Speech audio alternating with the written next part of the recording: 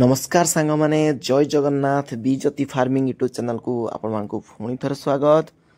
तो आज आ गोटे नुआ दमदार वीडियो को मु आपण मानकु पई नै आछि। तो आज आमे एमती एक गछ विषय कथबार्ता हवा जोटार चाहिदा ए मार्केट रे बहुत अधिक कहीं लोक माने याको बहुत पसंद करथांती ए फल को खाया पई।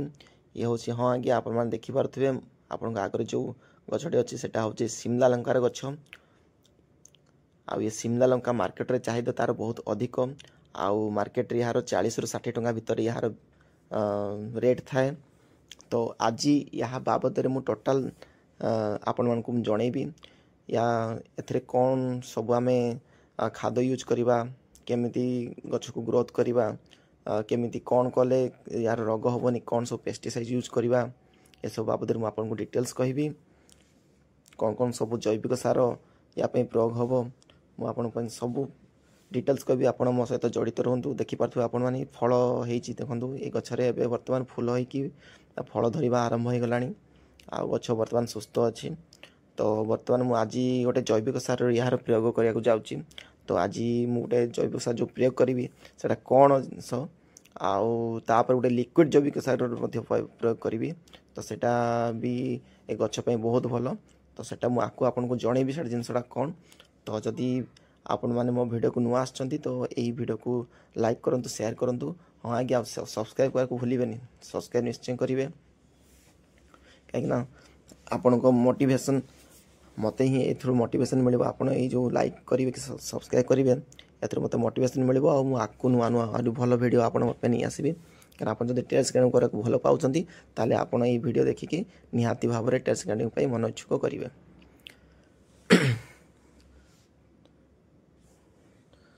तो प्रथमे यार केयर किपर भाव में नवा से कौन सब जैविक सार प्रयोग करवा आउ रोगर निवारण करने कौन सब पेस्टिसाइड यूज करवा आज बाबद सब चर्चा करवा।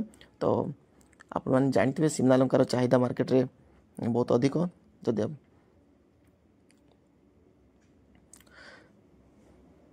तो प्रथमे देखंतु ए माटी सुखिला अछि मो जो जैविक सार प्रयोग करी एथिरे ए माटी सुखिला रहबा निहाती जरूरी। माटी सुखिला रहिला परे ही आपण ए जैविक सार यूज करिवे काहेकि सुखिला थिले यूज आमे जो जैविक सार यूज करबा तार चेर ताकू शीघ्र टाणी थाए। तो प्रथमे कौन से टूल माध्यम रे आपण देखिबे गोटे कौन से टूल माध्यम रे ताकू टिके खुशी देबे कहना माटी टिके हल्का हो गले से कौन कि जैविक सारटा माटी भीतर गले से चेर भल भाव में ताकू ऑब्जर्व करिवो। तो प्रथमे ताकू कौन से शार्प टूल माध्यम रे एमति टिके खुशी देबे।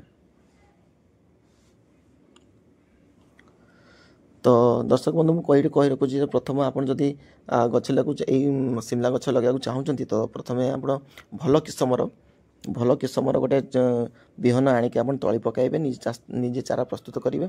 तापर आप चारा टी बड़ होगा या कौन ग्रो बैग कि कुंडे लगे पारे। ये देखो गोटे छोट गछटे ये गछ छोट गछ था बड़ था या रोग होता तो मुझे पत्रमोटा रोग होता तो मुझे सब डाल काटी काटिदेला से नुआ भाव कौन देखो जेकोसी रोग हुआ आप जदि मझी मझे आप नीम ऑयल यूज कर कौन रोग रू आप कौन भी गछ को आप मुक्त करें प्रति 5-6 दिन थे नीम ऑयल प्रयोग करूँ। तो आज जो विषय मु मेन मुख्य जोटा कि जो जैविक खाद्य यूज करी से कौन मुझे देखूँ बर्तमान मुझे देखी आपको ये देखो मुझे गोटे ग्रो बैग यहाँ हूँ 15 इंच ग्रो बैग आ से मुझे 2टा गछ लगे आप 12x12 ग्रो बैग भी लगे पारे गोटे गछ लगे पारे आ 12 इंच रु कम रे लगेबेनी 12 इंच ही होता दरकार 12 इंच कम लगे तार चेर भल भाव में खेली पारे आपको फल मिल पारे। तो 12 इंच ग्रो बैग ही लगे मिनिमम आपू अधिका भी लगे पारे 15x15 जब 15x15 लगे तेणुक 2टा गछ लगे ये देखो माटीटा भल भाव खसी देला माटीटा हल्का होपर आप हाथ में भी आप भल भाव खसीदे माटीटा को हल्का करदे। तो देखो दर्शक बंधु ये मुझे जो जैविक खार नहीं यहाँ हूँ आप जानते यहाँ हूँ गोबर कंपोस्ट केवल गोबर कंपोस्ट मुझे यूज कर बर्तमान देखो आउ गोटे या आउ गोटे जैविक सार कहि लिक्विड सार आम दबा से कौन कह कहि। तो बर्तमान एवं आम से गोबर कंपोस्ट को एमती 3 ରୁ 4 मुठा आम हाथ में ताकू जो माटी खसुला से देदेबा।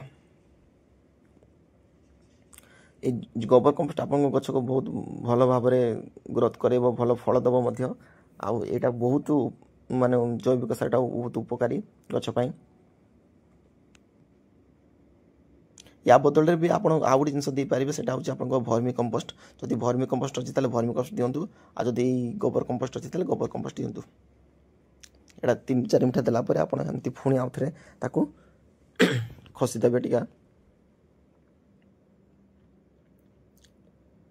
कहीं जमीक भल भाव में मिसीज आप हाथ में भी करदे पारे। हाथ में भी खेड़देवे जमी यहाँ मटी भल भाव में मिसीज। दर्शक बंधु मुझे बर्तमान दे सारी गोबर कंपोस्ट यूज कर सारी।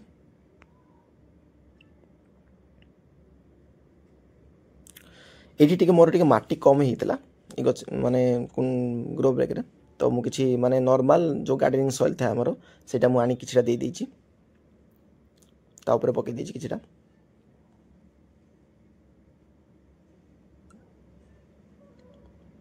आप जब माटी ठीक लेवल अच्छे तार किसी करिया दरकार नहीं। आप केवल गोबर कंपोस्ट यूज करूँ। आउ जदि टिके माटी दबार अच्छे ताले आगो कंपोस्ट दे दिंतु तापर आपण टिके माटी पकईदेवे ता ऊपर। तो दर्शक बंधु या पर जो लिक्विड कथा मुझे कहूँ लिक्विड फर्टिलाइजर कथा से हूँ देखो यहाँ कौन जिनसटा यहाँ देखो से हूँ आज्ञा हाँ आज्ञा यहाँ हूँ सोरसोपीडिया। सोरस मंजरी जो तेल बाहर पर जो वेस्ट प्रोडक्ट बाहर जाए सोरसोपीडिया कहती। आ से पीडियाटा गछ पे बहुत उपकारी। से जैविक फर्टिलाइजर माने हिसाब से बहुत यूजफुल सेटा। तो आपन ताकू यूज करें। तो बर्तमान मुझे देखो बाल्टी में मु 8 ରୁ 10 लीटर पानी अच्छी एथरे मु 100 ग्राम लिक्विड फर्टिलाइजर को यूज करी। देखो मुझे 100 ग्राम ये पकई देछि। आई पानीटा को आपड़ गोटे मग मध्यम आप भल भाव में गलई देवे मिसई देवे जमी मैंने फर्टिलाइजरटा भल भाव में पानी मिसीज। आ गोटे जिन मन रखी था आज्ञा यही सोरसोपीडिया फर्टिलाइजरटा बहुत माने गरम फर्टिलाइजरटा। तेणुक आप जदि खरा दिने जदि यूज कर आप बहुत कम मात्रा यूज करूँ।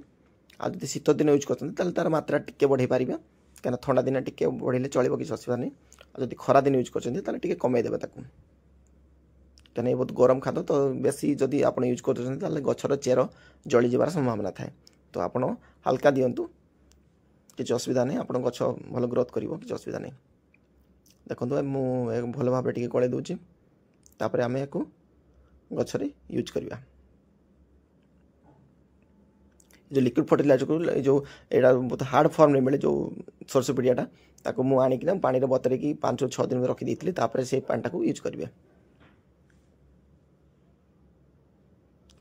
तो चलंतु याको आमे से शिमला लंका गछर मूल रे यूज करवा।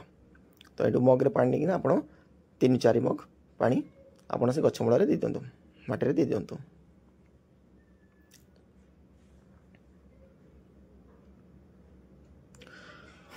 यही प्रक्रिया आगे आप फॉलो करंतु। ये जिनस फॉलो करंतु आप देखिए आपण को शिमला लंकार ढेर सारा फल आसीबो। आउ गछ मध्य भल विकास करिवो गछर भल विकास मध्य होबो।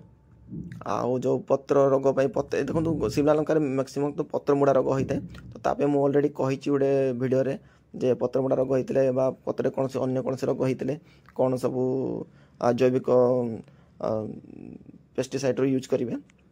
तो आप से नीम ऑयल यूज करें। जदि से आप वीडियो देखी ना तो डिस्क्रिप्शन में लिंक पकईदेवी से देखना आप वीडियो देखिपारे। तो आगे आज वीडियो एतिक थिला। आप निहाती भाव में उपकारी पाई आप टेरेस गार्डनिंग करने भल पाते ताले वीडियो को निहाती भाव लाइक करेंगे। आउ देखो ये गछ सुंदर केते सुंदर भाव में होती। आउ ये फर्टिलाइजर आप निहाती आप फर्टिलाइजर को 15 ରୁ 20 दिन मत थे यूज करूँ। देखिए आपको गछ बहुत हरा भरा हम रोचे। आज्ञा नमस्कार।